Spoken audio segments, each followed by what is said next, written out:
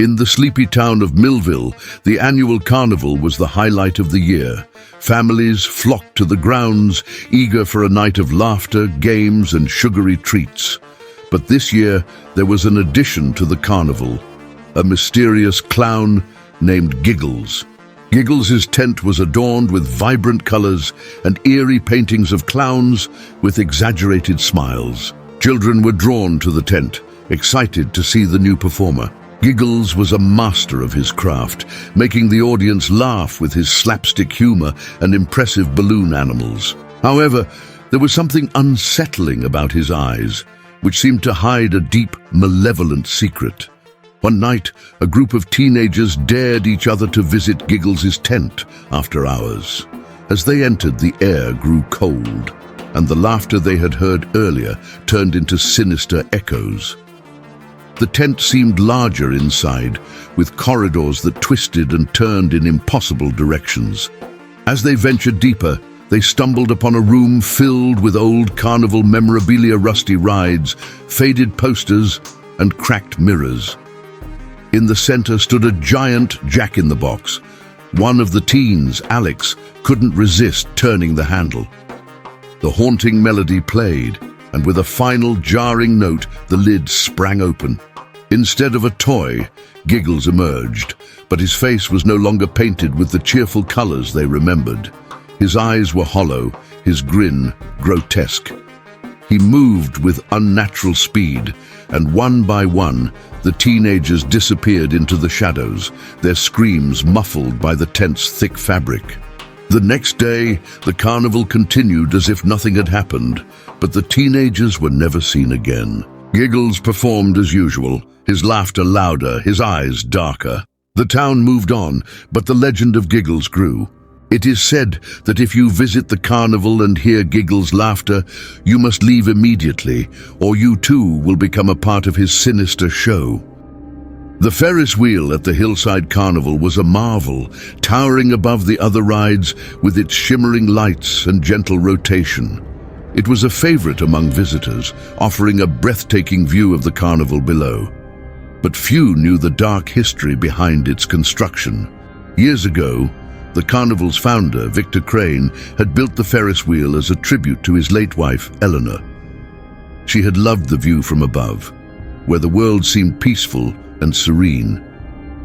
But tragedy struck when Eleanor fell from the top. Her body found lifeless among the gears and spokes. Victor was devastated, but the carnival had to go on. He replaced the Ferris wheel's broken parts and reopened it, though whispers of Eleanor's ghost haunting the ride persisted. Some claimed to see her pale face in the windows of the Ferris wheel's gondolas, her eyes filled with sorrow.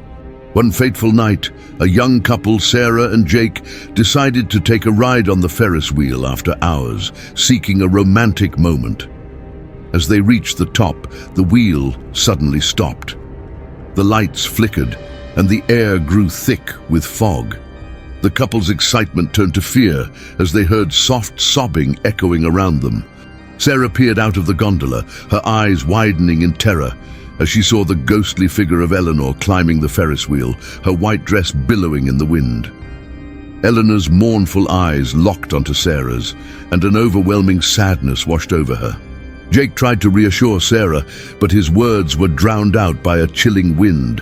The gondola shook violently, and they were thrown into a nightmarish vision of Eleanor's final moments, her fall, her screams, and Victor's anguished cries. When the vision ended, the Ferris wheel resumed its gentle rotation. Sarah and Jake were found the next morning, trembling and incoherent, unable to speak of what they had witnessed. They left the town soon after, never to return. The Ferris wheel still stands at the Hillside Carnival, a silent sentinel to a love lost and a soul that cannot rest. Those who ride it at night might catch a glimpse of Eleanor's ghost, forever trapped in the cycle of her tragic fate. The House of Mirrors was the most popular attraction at the Silver Springs Carnival. Its labyrinthine corridors and distorted reflections provided endless entertainment for visitors.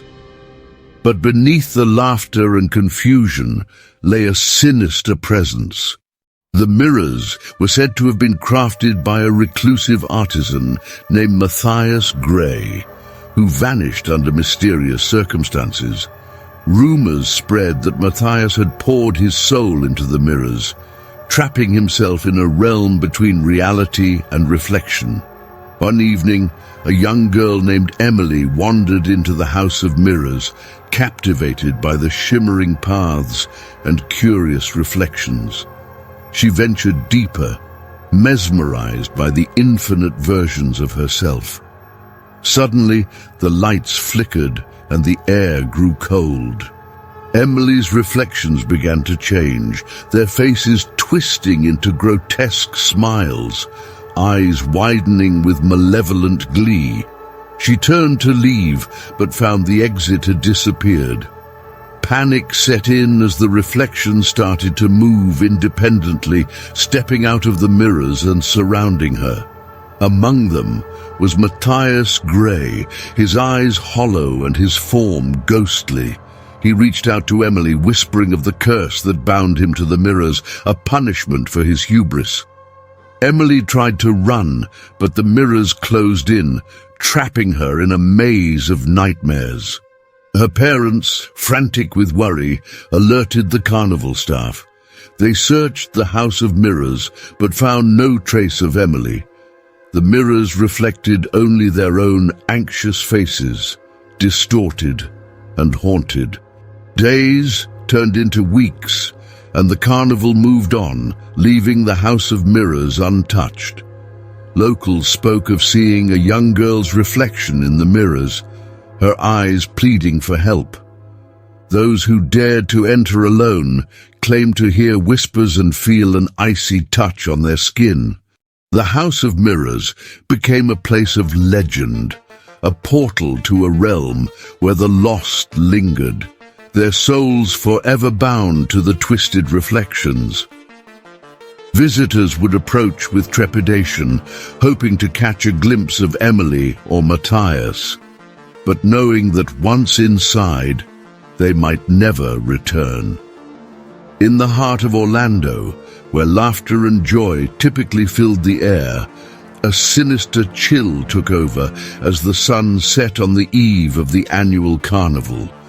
The vibrant colors of the tents and rides faded into ominous shadows, and the scent of cotton candy was replaced by a faint, unsettling odor of decay. The carnival had been the brainchild of a peculiar showman known as Mr. Dark, whose true origins were as mysterious as the acts he presented. This year, the main attraction was the Tunnel of Terrors, a ride that promised to tap into the deepest fears of anyone who dared enter. As the night crept in, a group of thrill-seeking friends, led by the ever-curious Emily, decided to challenge the rumors of the carnival's haunted past. They laughed off the stories of disappearances and unexplained phenomena as they approached the gaudily decorated entrance of the Tunnel of Terrors. The ride began innocently enough, with mechanical ghouls and predictable jump scares. But as they delved deeper, the line between reality and illusion blurred. The air grew colder, the darkness seemed to swallow the light, and the shrieks of terror no longer sounded like they came from speakers. Emily's heart raced as the cart jerked to a sudden stop, and they found themselves in a cavernous room, far larger than what should have fit within the confines of the ride. In the center stood Mr. Dark, his eyes gleaming with an unnatural light. "Welcome, dear guests, to the true heart of the carnival," he bellowed, his voice echoing off the walls. "Here you shall face horrors that claw at the edge of your mind, begging to be let in." One by one, the friends vanished from the cart, each pulled into their own nightmare, manifested and roaming free in the twisted space. Emily, paralyzed with fear, watched as spectral figures danced around her, whispering secrets of the carnival's cursed ground. It was said that Mr. Dark had made a pact with something ancient and malevolent, offering souls in exchange for eternal life. The carnival was his hunting ground, and the tunnel of terrors his trap. Emily's breath fogged in the air as she realized the chilling truth. The carnival was a facade, a lure to feed the insatiable hunger of whatever resided within that eldritch realm.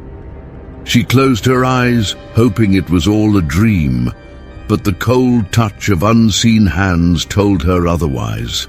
As dawn approached, the carnival vanished without a trace, leaving behind an empty field. Emily was never seen again, and the legend of the Orlando Carnival horror lived on, whispered by those who knew to stay away when the carnival lights beckoned once more. In the quaint town of Salem, where echoes of the witch trials still lingered, a peculiar carnival arrived under the cloak of night. The townspeople whispered of its sudden appearance, as if conjured by the spirits that roamed the old cobblestone streets. The centerpiece of this enigmatic carnival was the Phantom Carousel, an ancient ride adorned with figures not of horses, but of creatures that seemed to twist and contort in the moonlight. Its music was a haunting melody that resonated with the sorrow of ages past. A local historian, Jonathan, was drawn to the carnival, his curiosity piqued by the rumors of its origin. He had heard tales of a cursed carousel that appeared every century, bringing with it a wave of unexplained phenomena. As Jonathan stepped onto the ride, the figures came to life, their eyes glowing with an otherworldly fire. The carousel spun faster and faster, the air filled with the laughter of invisible riders. Jonathan felt a chill run down his spine as he realized he was not alone. The figures whispered secrets of the past, each one a lost soul condemned to the carousel for their role in the tragic events of Salem's history. They spoke of false accusations and untimely deaths, of innocence lost and vengeance sought. Jonathan tried to escape, but the carousel had a will of its own. With each spin, he was taken further back in time, witnessing the horrors of the witch trials firsthand. The air was thick with the scent of burning wood, and the cries of the condemned filled his ears. As dawn broke, the carnival vanished as mysteriously as it had appeared, leaving behind an eerie silence. Jonathan was found in the town square, his eyes wide with terror. He spoke of the carousel and its cursed riders, but none believed him. The Phantom Carousel of Salem became yet another legend, a chilling reminder of the town's dark past, waiting to reappear when the veil between worlds grew thin once more.